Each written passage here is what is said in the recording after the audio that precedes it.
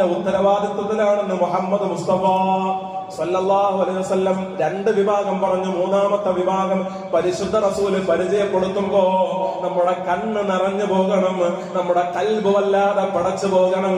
കാരണം ഈ ഒന്നാമത് പറഞ്ഞ ആളാകാൻ നമുക്ക് പണം വേണം, നമുക്ക് ബാങ്കിൽ ബാലൻസ് വേണം, നമുക്ക് നമ്മുടെ മക്കൾക്കുള്ള ചെലവിനുള്ള പണം കൊടുത്തിട്ട് വേണം ഹജ്ജിന് പോകാൻ, നമുക്ക് ജോലി ഇല്ലെങ്കിലും ജീവിക്കാനുള്ള വരുമാനം 2 മാസക്കാലെങ്കിലും വീട്ടിൽ കൊടുക്കേണ്ടി വരും.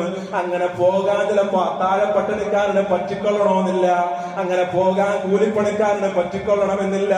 ഇനി യുദ്ധത്തിന് പോകാനാണെങ്കിൽ നമ്മൾ ഇസ്ലാമിക റിപ്പബ്ലിക്കിലുമല്ല. അപ്പോഴോ നമുക്ക് എങ്ങനെയാണ് ഈ വിഭാഗത്തിൽ ഉൾപ്പെടാൻ പറ്റുന്നത്? അള്ളാഹുവിന്റെ റസൂല് പരിചയപ്പെടുത്താണ് മൂന്നാമത്തെ വിഭാഗം ആളുകൾ. റജുലൻ ഖറജ മിൻ ബൈതിഹി ഇലാ മസ്ജിദിൻ മിൻ മസാജിദില്ലാഹ്.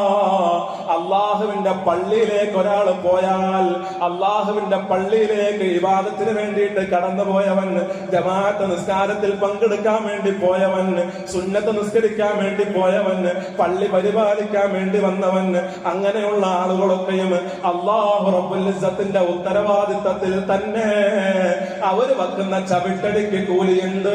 അവര് വീട്ടിൽ നിന്ന് പുറത്തേക്ക് ഇറങ്ങിയിട്ട് വലതുകാല് വെക്കുമ്പോ മലക്ക് രേഖപ്പെടുത്തും, ഇടതുകാല് വെക്കുമ്പോഴും മലക്ക് രേഖപ്പെടുത്തും.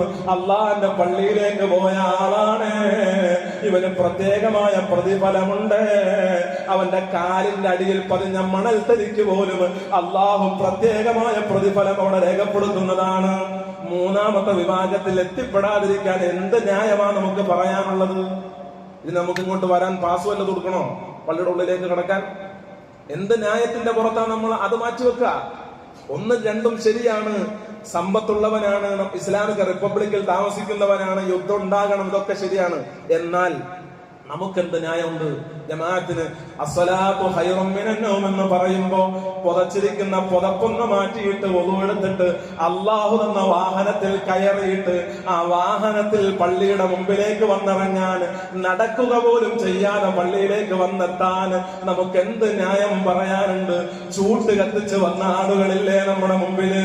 ഈ കിടക്കുന്ന ഖബറാളികളിൽ എത്രയോ ആളുകൾ ചൂട്ട് കത്തിച്ച് വന്നിട്ടുണ്ട്. ഇരുട്ടത്തവർ നടന്നു നീങ്ങിയിട്ടില്ലേ?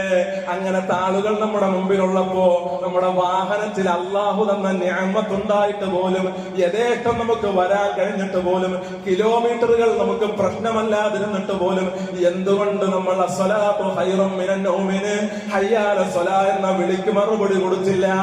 ആലോചിക്കണം. അവിടെയാണ് ആലോചന, ആത്മീയമായ ആലോചന. ഈ പരിശുദ്ധമായ ഒരു സമയം വന്നിട്ട് ഹാജിമാർക്ക് എവിടെയാ ഉറക്കം? അവരിങ്ങനെ ഉണർന്നിരിക്കുകയാണ്.